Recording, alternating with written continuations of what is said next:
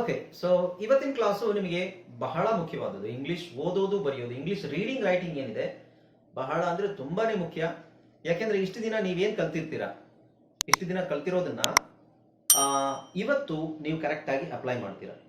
Okay, ಇಷ್ಟು ದಿನ ಏನ್ ಕಲ್ತಿದ್ದೀರಾ ಅದನ್ನ ಇಲ್ಲಿ ನೀವು ಕರೆಕ್ಟ್ ಆಗಿ ಬಳಸಿದ್ರೆ ನಿಮಗೆ ಈಸಿಯಾಗಿ ಇಂಗ್ಲಿಷ್ ಅನ್ನ ಓದಕ್ಕೆ ಮತ್ತೆ ಬರೆಯಕ್ಕೆ ಆಗುತ್ತೆ. ಓಕೆ, ಸೊ ನಾನೇನ್ ಹೇಳಿದೆ, ಇಷ್ಟು ದಿನ ನೀವು ಏನೇನು ಕಲ್ತಿದ್ದೀರಾ, phonics, blending, silent letters, homographs and phonograms ಅಲ್ಲ ಹೋಮೋಫೋನ್ಸ್, ಇವೆಲ್ಲ ಕಲ್ತಿದ್ದೀರಲ್ವಾ. ಬೇಸಿಕ್ಲಿ ನಾವು ಬ್ಲೆಂಡಿಂಗ್ ಕಲ್ತಿದೀವಲ್ವಾ, CVC, ಆಮೇಲೆ CCV, CV, VC, ಎರಡು ಅಕ್ಷರಗಳನ್ನು ಕೂಡಿಸಿಕೊಳ್ಳೋದು. ಅದಲ್ಲದೆ CCV ಏನು ಮೂರು ಅಕ್ಷರಗಳಲ್ಲದೆ 4 ಅಕ್ಷರಗಳು. ಸೊ ಕಾನ್ಸನೆಂಟ್ ಅಂಡ್ ವೊವೆಲ್, ಇದೆಲ್ಲ ಏನ್ ಕಲ್ತಿದ್ದೀರಾ ಅದು ಇಲ್ಲಿ ನಮಗೆ ತುಂಬಾ ಅನುಕೂಲ ಆಗುತ್ತೆ. ಹಾಯ್ ಫ್ರೆಂಡ್ಸ್, ಇದೊಂದು ವಿಶೇಷ ಸೂಚನೆ. ನಮ್ಮಲ್ಲಿ ಇದೀಗ ಆನ್ಲೈನ್ ಸ್ಪೋಕನ್ ಇಂಗ್ಲಿಷ್ ಕೋರ್ಸ್ನ ಹೊಸ ಬ್ಯಾಚ್ ಶುರುವಾಗಿದೆ. ನೀವು ಇನ್ಮೇಲೆ ಎಲ್ಲೂ ಹೊರಗಡೆ ಹೋಗಿ ಇಂಗ್ಲಿಷ್ ಕಲಿಯುವ ಅವಶ್ಯಕತೆ ಇಲ್ಲ. ಮನೆಯಲ್ಲೇ ಕೂತ್ಕೊಂಡು ಯಾವುದೇ ಟೆನ್ಷನ್ ಇಲ್ಲದೆ, ಏನು ಮುಗಿದಿರಬಿಲ್ಲದೆ ಇಂಗ್ಲಿಷ್ ಮಾತಾಡೋದನ್ನ ಕಲಿಯಬಹುದು. ಸ್ನೇಹಿತರೆ, ಸ್ಪೋಕನ್ ಇಂಗ್ಲಿಷ್ ಮಾತ್ರ ಅಲ್ಲ, ನಿಮಗೆ ಇಂಗ್ಲಿಷ್ನ ಓದಲಿಕ್ಕೆ ಬರಲಿಕ್ಕೆ ಬರಲ್ಲ ಅಂತ ಇಟ್ಕೊಳ್ಳಿ. ಈಗ ಇಂಗ್ಲಿಷಲ್ಲಿ ನಿಮಗೆ ಓದಲಿಕ್ಕೆ ಬರಲಿಕ್ಕೆ ಬರಲ್ಲ, ಬರೀ ನಿಮಗೆ ABCD ಮಾತ್ರ ಗೊತ್ತು, ಅಥವಾ ABCD ಓದಿಲ್ಲ ಅಂತ ಇಟ್ಕೊಳ್ಳಿ. ಸೊ ABCD ಓದಿಲ್ಲ ಅಂತ ಪರವಾಗಿಲ್ಲ, ನಾವು ನಿಮಗೆ ಇಂಗ್ಲಿಷ್ನ ಬೇಸಿಕ್ಕಿಂದನೇ ಓದಲಿಕ್ಕೆ ಮತ್ತೆ ಬರಲಿಕ್ಕೆ ಸಹ ಹೇಳ್ಕೊಡ್ತೀವಿ.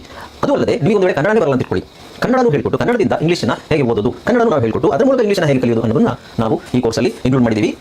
ಸ್ನೇಹಿತರೆ, ಈ ಕೋರ್ಸನ್ನು ಚಿಕ್ಕ ಮಕ್ಕಳನ್ನು ಹೊರತುಪಡಿಸಿ ಬೇರೆ ಯಾರು ಬೇಕಾದ್ರೆ ಈ ಕೋರ್ಸ್ಗೆ ಜಾಯ್ನ್ ಆಗ್ಬೋದು. ನೀವು ಕೆಲಸಕ್ಕೆ ಹೋಗಿರ್ಬೋದು, ಮನೆಯಲ್ಲಿ ಇರ್ಬೋದು, ಅಥವಾ ನೀವು ಯಾವುದೋ ಒಂದು ಬಿಸ್ನೆಸ್ ಮಾಡ್ತಾ ಇರ್ಬೋದು. ಓಕೆ, ಸೊ ಯಾರು ಬೇಕಾದರೂ ಈ ಕೋರ್ಸ್ನ ಜಾಯ್ನ್ ಆಗ್ಬೋದು. ಹಾಗಾದ್ರೆ ಸ್ನೇಹಿತರೆ, ತಡ ಯಾಕೆ, ಈ ಸ್ಪೋಕನ್ ಇಂಗ್ಲಿಷ್ ಕೋರ್ಸ್ ಮತ್ತು English basic reading and writing ಕೋರ್ಸ್ನ ಜಾಯ್ನ್ ಆಗಬೇಕು ಅಂತ ಆಸಕ್ತಿ ಇರೋರು ಈ ಕೂಡಲೇ ನಿಮ್ಮ ಫೋನ್ ತೆಗೆದುಕೊಳ್ಳಿ ಹಾಗೂ ಇಲ್ಲಿ ಬರ್ತಿರುವಂತಹ ನಂಬರ್ಗೆ ಅಥವಾ ಕೆಳಗಡೆ ಬರ್ತಾ ಇರುವಂತಹ ನಂಬರ್ಗೆ ನೀವು ಕರೆ ಮಾಡತಕ್ಕದ್ದು ಅಥವಾ ವಾಟ್ಸ್ಆ್ಯಪ್ನಲ್ಲಿ ಸಂಪರ್ಕಿಸಿ ನಿಮ್ಮ ಹೆಸರನ್ನು ರಿಜಿಸ್ಟರ್ ಮಾಡಿಕೊಳ್ಳಿ.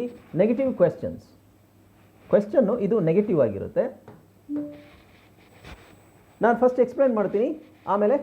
ಸೊ ಇಂಗ್ಲಿಷಲ್ಲಿ ನಾವು ದೊಡ್ಡ ಪದಗಳನ್ನು ಓದಬೇಕಾದ್ರೆ ನಮಗೆ ತುಂಬಾ ಮುಖ್ಯವಾಗಿ ಬೇಕಾಗಿರೋದೇನು, ಅದನ್ನ ಗ್ರೂಪ್ ಆಫ್ ಲೆಟರ್ಸ್ ಆಗಿ ನಾವು ಅಕ್ಷರಗಳ ಗುಂಪನ್ನ ಓದ್ತಾ ಹೋಗ್ಬೇಕು.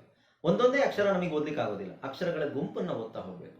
ಅಕ್ಷರಗಳ ಗುಂಪು ಓದೋದಕ್ಕೆ ನಾವು ಅದಕ್ಕೆ ಸಿಲೆಬಲ್ ಅಂತ ಹೇಳ್ತೀವಿ. ಏನಂತ ಹೇಳ್ತೀವಿ? ಸಿಲೆಬಲ್. ಓಕೆ, ಸೊ ಏನಂತ ನೋಡೋಣ. ಈಗ ಇಲ್ಲಿ ನೋಡಿ, ಸಿಲೆಬಲ್ ಅಂದ್ರೆ ಕನ್ನಡದಲ್ಲಿ ನಿಮಗೆ ತಲೆ ಕೆಡಿಸ್ಕೋಬೇಡಿ, ಅದು ಏನು ಅಂತ ಅದು ನಿಮಗೆ ಅಷ್ಟೊಂದು ಅರ್ಥ ಆಗ್ಲಿಕ್ಕಿಲ್ಲ, ಆಮೇಲೆ ನೋಡೋಣ.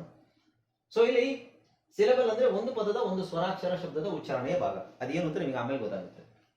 ಇಲ್ಲಿ ನೋಡಿ, ಇಲ್ಲಿ ಈ ವರ್ಡ್ಸ್ ಎಲ್ಲ ನೋಡಿ: act, bet, bit, pot, bus, cat, bat, egg, help, tin, teach, speech, through, shoe, free, breathe, bread, cheese, deep, dep, cut, day, pay. ನಿಮಗೆ ಹೇಗೆ ಅನಿಸ್ತಾ ಇದೆ? ಇದೇ ನಾನು 2 ಅಕ್ಷರ ಇದು ಓದ್ತೀನಿ: admit, action, agent, alert, clinic, college, coffee.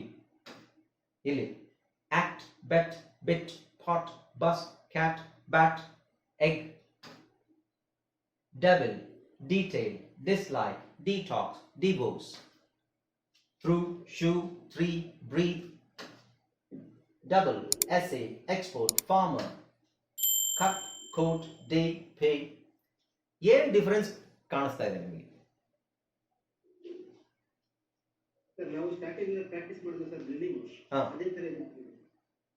ಅಲ್ಲ, ಅದಿದೆ ಹೌದು, ಬಟ್ ನಾನು ಪದಗಳನ್ನು ಓದಿದಾಗ ನಿಮ್ಗೆ ಏನ್ ಅನಿಸ್ತಾ ಇದೆ? ಲೈಕ್ ಇನ್ನೊಂದ್ಸಲ ತೋರಿಸ್ತೀನಿ, ಇದು ನಿಮಗೆ ಕರೆಕ್ಟ್ ಆಗಿ ಕ್ಯಾಚ್ ಆಗಲಿ ಅಂತ ನಾನು ತೋರಿಸ್ತೀನಿ. ಇಲ್ಲಿ ಫಸ್ಟ್ 4 ಪದಗಳು ಓದ್ತೀನಿ: act, bet, bit, pot, bus, cat, bat, egg. Admit, action, agent, alert, clinic, climate, help, tin, teach, speech, college, coffee, dollar, disturb. ಏನ್ ಡಿಫರೆನ್ಸ್ ಕಾಣಿಸ್ತಾ ಇದೆ ನಿಮಗೆ?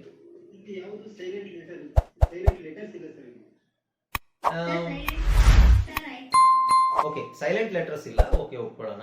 ಆದ್ರೆ ನಾವು ಓದ್ಬೇಕಾದ್ರೆ ಅದು ತಗೊಳ್ಳೋ ಟೈಮ್ ಇದೆಯಲ್ವಾ, ಟೈಮ್ ಒಂದು ಇದೆಲ್ಲ ಬೇಗ ಮುಗ್ದೋಗ್ತಾ ಇದೆ, ಹೌದಾ ಅಲ್ಲ?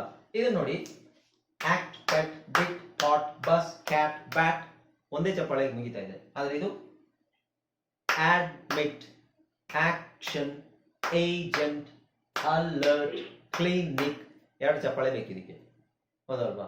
ಈಗ ನಾವು ಇದರಲ್ಲಿ ನಾನು ಬರೀ ವಾವೆಲ್ಸ್ ಅನ್ನ ಮಾತ್ರ ಉಚ್ಚಾರಣೆ ಮಾಡ್ತೀನಿ ಅಂತ ಇಟ್ಕೊಳ್ಳಿ. ಇದರಲ್ಲಿ ಬರೀ ವಾವೆಲ್ಸ್ ಅನ್ನ ಮಾತ್ರ ಉಚ್ಚಾರಣೆ ಮಾಡ್ತೀನಿ. ಇದರಲ್ಲಿ ಏನಿದೆ? ಆ, ಸಿ ಟಿ ಉಚ್ಚಾರಣೆ ಮಾಡಲ್ಲ ನಾನು. ಆ, ಎ, ಇ ಮ್ಯೂಟ್ ಮಾಡ್ಕೊಳ್ಳಿ. ಆ, ಎ, ಇ, ಆ, ಆ, ಎ, ಇ, ಈ ಬರೀ ವಾವೆಲ್ಸ್ ಮಾತ್ರ ಉಚ್ಚಾರಣೆ ಮಾಡ್ತಾ ಇದ್ದೀನಿ. ಹಾಗೇನೆ ಇದರಲ್ಲೂ ಕೂಡ ಬರೀ ವಾವೆಲ್ಸ್ ಅನ್ನು ಉಚ್ಚಾರಣೆ ಮಾಡ್ತೀನಿ. ಕರೆಕ್ಟ್ ಆಗಿ ಗಮನಿಸಿ, ಈ ಪದಗಳಲ್ಲೂ ನಾನು ವಾವೆಲ್ಸ್ ಅನ್ನ ಮಾತ್ರ ಉಚ್ಚಾರಣೆ ಮಾಡ್ತೀನಿ. ಇಲ್ಲಿ ಎ ಇದೆಯಾ, ಇಲ್ಲಿ ಐ ಇದೆ, ಎರಡನ್ನೂ ಉಚ್ಚಾರಣೆ ಮಾಡಲೇಬೇಕಾ? ಆ, ಇ, ಆ, ಎ, ಇ, ಐ, ಎ. ಇಲ್ಲಿ ಆ, ಎ, ಇ, ಆ, ಇದರ ಅರ್ಥ ಏನು? ವೆರಿ ಗುಡ್, ಇಷ್ಟೇ ವ್ಯತ್ಯಾಸ. ಓಕೆ, ಇಲ್ಲಿ ಒಂದೇ ವಾವೆಲ್ ಸೌಂಡ್ ಬರ್ತಾ ಇದೆ ನಿಮಗೆ. ಶಶಿಕುಮಾರ್ ಮ್ಯೂಟ್ ಮಾಡ್ಕೊಳ್ಳಿ. Thank you. ಇಲ್ಲಿ ಒಂದೇ ವಾವೆಲ್ ಸೌಂಡ್ ನೀವು ಸೌಂಡ್ ಫೋಕಸ್ ಮಾಡಿ. ವಾವೆಲ್ ಎಷ್ಟಿದೆ ಅನ್ನೋದು ನೋಡಬೇಡಿ, ಅಲ್ಲಿ ಬರೀ ಸೌಂಡ್ ಮಾತ್ರ ಫೋಕಸ್ ಮಾಡಿ. ಇದನ್ನ ನಾನು ಉದಾಹರಣೆಗೆ ಕಾನ್ಸನೆಂಟ್ಸ್ ಯಾವುದು ಉಚ್ಚಾರಣೆ ಮಾಡಲ್ಲ, ಬರೀ ವಾವೆಲ್ಸ್. ಸಿ ಟಿ ಉಚ್ಚಾರಣೆ ಮಾಡಲ್ಲ, ಟಿ ಮತ್ತೆ ಬಿ ಉಚ್ಚಾರಣೆ ಮಾಡಲ್ಲ, ಬಿ ಮತ್ತೆ ಟಿ ಉಚ್ಚಾರಣೆ, ಕಾನ್ಸನೆಂಟ್ಸ್ ಉಚ್ಚಾರಣೆ ಮಾಡ್ತಾ ಇಲ್ಲ ನಾನು, ಬರೀ ವಾವೆಲ್ಸ್ ಉಚ್ಚಾರಣೆ ಮಾಡ್ತೀನಿ. ಅವಾಗ ಇಲ್ಲೆಲ್ಲ ನೀವು ಸೌಂಡ್ ಅಬ್ಸರ್ವ್ ಮಾಡಿ. ವಾವೆಲ್ಸ್ ಅಕ್ಷರಗಳಲ್ಲ, ಸಾರಿ, ವಾವೆಲ್ಸ್ ಎಷ್ಟು ವಾವೆಲ್ಸ್ ಸಂಖ್ಯೆ ಅಲ್ಲ. ಸಂಖ್ಯೆ ಅಂದ್ರೆ ಇಲ್ಲಿ 2 ಇದೆ, ಒಂದು ವಾವೆಲ್ ಇನ್ನೊಂದಿದೆ, ಇಲ್ಲೂ 2 ಇದೆ, ಇಲ್ಲಿ 1 2 3 ಇದೆ, ಇಲ್ಲಿ 2 ಇದೆ, ಇಲ್ಲಿ 1 2 3 ಇದೆ, ಇಲ್ಲಿ 2 ಇದೆ, ಇಲ್ಲಿ 2 ಇದೆ, ಇಲ್ಲೂ 2 ಇದೆ. ಸಂಖ್ಯೆ ಅಲ್ಲ. ಇಲ್ಲಿ ನಾನು ಉಚ್ಚಾರಣೆ ಮಾಡಬೇಕಾದ್ರೆ ಎಷ್ಟು ಸೌಂಡ್ ಬರುತ್ತೆ ನೋಡಿ. ಇದನ್ನ ನಾನು ಕಾನ್ಸನೆಂಟ್ ಯಾವುದು ಯೂಸ್ ಮಾಡಲ್ಲ. ಇಲ್ಲಿ ಕಾನ್ಸನೆಂಟ್ ಬಿಟ್ರೆ ಬರೀ ವಾವೆಲ್ ಹೇಳ್ಬೇಕಂದ್ರೆ ಏನ್ ಹೇಳ್ಬೇಕು? ಉ, ಉ, ಉ, ಈ. ಎಷ್ಟು ಸೌಂಡ್ ಇದೆ? ಉ, ಉ, ಈ. ಒಂದೇ ಸೌಂಡ್ ತಾನೆ ಇದು. A, E, A, A. ಈ ಸೌಂಡ್ ಏನಿದೆ ಇದು ಬರೀ ವಾವೆಲ್ ಸೌಂಡ್. ಈ ವರ್ಡ್ಸ್ ಅಲ್ಲಿ ಉಳಿದಿರೋದೆಲ್ಲ ಕಾನ್ಸನೆಂಟ್ ಸೌಂಡ್. ಉದಾಹರಣೆಗೆ ಇಲ್ಲಿ ನಾನು ಇದೊಂದ್ಸಲ ನಿಮಗೆ ಅರ್ಥ ಆಯ್ತು ಅಂತ ಹೇಳಿದ್ರೆ ಮತ್ತೆ ಕರೆಕ್ಟ್ ಆಗಿ ನಿಮಗೆ ದೊಡ್ಡ ದೊಡ್ಡ ಪದಗಳನ್ನು ಈಸಿಯಾಗಿ ಓದ್ಬೋದು. ಈಗ ಇಲ್ಲಿ ನೋಡಿ, ಕರೆಕ್ಟ್ ಗಮನ ಇಟ್ಟು ಕೇಳಿ. ಜಿ ಎಚ್ ಸೈಲೆಂಟ್ ಇದೆ ಅಂತ ನಾನು ಆಲ್ರೆಡಿ ನಿಮಗೆ ತಿಳಿಸಿದ್ದೀನಿ, ರೈಟ್? ಟಿ ಎಚ್ ಆರ್ ನ ನಾನು ಉಚ್ಚಾರಣೆ ಮಾಡ್ತಾ ಇಲ್ಲ. ಉಳಿದಿರೋದು 2 ಅಕ್ಷರ. ಆ 2 ಅಕ್ಷರದ ಉಚ್ಚಾರಣೆ ಏನು? ಉ. ಈಗ ಇದರಲ್ಲಿ ಥ್ರೂ ಅಂತಿದೆಯಲ್ವಾ, ಕನ್ನಡದಲ್ಲಿ ಥ್ರೂ. ಇದರಲ್ಲಿ ನಾವು ಇದನ್ನ ತೆಗೆಯೋಣ. ಯಾವುದು? ಕಾನ್ಸನೆಂಟ್ಸ್ ತೆಗೆಯೋಣ. ಕಾನ್ಸನೆಂಟ್ ಯಾವುದು? ಥ, ಆಮೇಲೆ ರ ಪ್ಲಸ್ ಉ. ಇವೆರಡು ಸೇರಿ ತಾನೇ ಇದಾಗುತ್ತೆ. ಥ್ರ ಪ್ಲಸ್ ಉ ಇವೆರಡು ಸೇರಿ ತಾನೇ ಇದಾಗುತ್ತೆ. ನಾನು ಥ್ರ ತೆಗಿತಾ ಇದ್ದೀನಿ, ಇವು ತೆಗಿತಾ ಇದ್ದೀನಿ. ಇದು ಹೆಂಗೂ ಸೈಲೆಂಟ್ ಇದೆ. ಉಳಿದಿರೋದು ಸೌಂಡ್ ಏನು? ಉ ಮಾತ್ರ ತಾನೇ ಉಳಿದಿದೆ.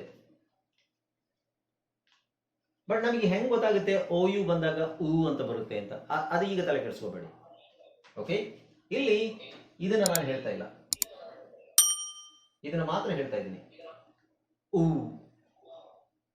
ಇದನ್ನ ಹೇಳ್ತಾ ಇಲ್ಲ, ಇದನ್ನ ಮಾತ್ರ ಹೇಳ್ತಾ ಇದ್ದೀನಿ. ಇದನ್ನ ಹೇಳ್ತಾ ಇಲ್ಲ, ಬರೀ ಇದನ್ನ ಹೇಳ್ತಾ ಇದ್ದೀನಿ. ಅಂದ್ರೆ ನಾನು ಈ ವರ್ಡ್ಸ್ ಅಲ್ಲಿ ಬರೀ ಸ್ವರ ಮಾತ್ರ ಹೇಳ್ತಾ ಇದ್ದೀನಿ. ಅಂದ್ರೂ ಅದರಲ್ಲಿ ಸ್ವರ ಡಬಲ್ ಹೇಳ್ತಾ ಇಲ್ಲ. ಡಬಲ್ ಇ ಇದೆ ಅಂದ್ರೆ ನಾನು ಇ ಅಂತ ಹೇಳ್ತಾ ಇಲ್ಲ. ಇ, ಉ, ಉ, ಇ. ಇದನ್ನ ನಾನು ಕಾನ್ಸನೆಂಟ್ ಸೇರಿ ವರ್ಡ್ ಅನ್ನು ಕಂಪ್ಲೀಟ್ ಆಗಿ ಹೇಳಿದ್ರೆ ಬ್ರೀದ್. ಬಟ್ ಕಾನ್ಸನೆಂಟ್ ಯಾವುದು? ಬ್ರ, ಟಿ ಎಚ್, ದ. ಉಳಿದಿರೋದು ಯಾವುದು? E, breathe, E. ಹಾಗೇನೆ ಇದರಲ್ಲಿ ಬ್ರೆಡ್, ಈ ಬಿ ಆರ್ ಮತ್ತೆ ಡಿ ತೆಗೆದ್ರೆ ಏನು ಉಳಿಯುತ್ತೆ? ಎ. ಬಟ್ ಎ ಇದೆ, ಬಟ್ ಇ ಎ ಇದೆ. ಅದು ಆಮೇಲೆ ನೋಡೋಣ. E A it's a phonogram. E A ಬಂದಾಗ ಎ ಬರುತ್ತೆ, ಇ ಎ ಬಂದಾಗ 5-6 ತರ ಸೌಂಡ್ ಬರುತ್ತೆ. ಅದು ಆಮೇಲೆ ನೋಡೋಣ. ಓಕೆ, ಇಲ್ಲೂ ಅಷ್ಟೇ. ಸಿ ಎಚ್ ತೆಗಿಯೋಣ, ಎಸ್ ತೆಗಿಯೋಣ, ಏನು ಉಳಿಯುತ್ತೆ? ಇ ಸೈಲೆಂಟ್ ಆಗಿರುತ್ತೆ. ಉಳ್ಕೊಳ್ಳೋದೇನು? Double E. ಡಬಲ್ ಇ ಬಂದಾಗ ಇಟ್ ಇಸ್ ಆಲ್ವೇಸ್ ಇ ಅಂತಾನೆ ಬರುತ್ತೆ. ಎಕ್ಸೆಪ್ಟ್ ಒಂದು 7-8 ಪದಗಳಿದಾವೆ, ಅದರಲ್ಲಿ ನಾವು ಈ ಅಂತ ಬರುತ್ತೆ, ಅದಾದ್ಮೇಲೆ ನೋಡೋಣ. ಇಲ್ಲೂ ಇದು ತೆಗಿರಿ, ಇವೆರಡು ತೆಗಿರಿ. ಸೊ ಇದು ಎರಡಿದ್ರೂ ಉಚ್ಚಾರಣೆ ಒಂದೇ ತಾನೆ. ಇದು ಒಂದು 3 ತೆಗಿರಿ, ಇದೇನು ಉಚ್ಚಾರಣೆ ಎ. ಹಾಗೆ ಇದೆರಡನ್ನು ತೆಗೆದ್ರೆ ಇದು ಉಳಿಯೋದೇನು ಅ. ಇವೆಲ್ಲ ತೆಗೆದ್ಬಿಡೋಣ, ಇದು ಉಳಿಯೋದೇನು ಓ.